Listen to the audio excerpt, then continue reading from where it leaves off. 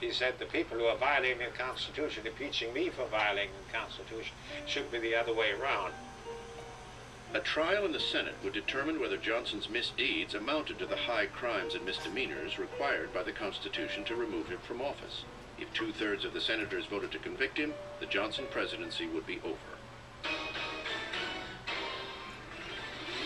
Tickets to this trial were like getting tickets to the Super Bowl. Now, they were scalped outside the Senate chambers. It was a matter of great entertainment. It was like a big athletic event. It was the social event in Washington, and the women and all their finery and the diplomats, everybody came to the Senate to see what was going to go on.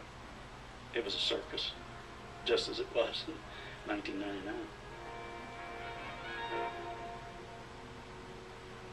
In the end, Johnson avoided conviction and removal from office by a single vote. Chastened by his run-in with Congress, Johnson passed the rest of his term quietly.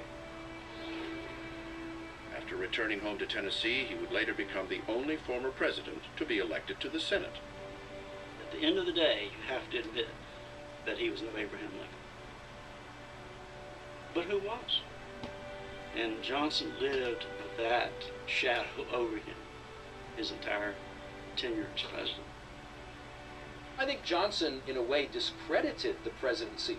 His intransigence helped empower Congress to take a greater and greater role in formulating major national policy. The troublesome relationship between Andrew Johnson and the Congress had a lasting impact on the executive office.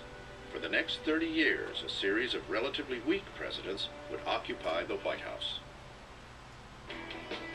Andrew Johnson did not attend a single day of school. He taught himself how to read.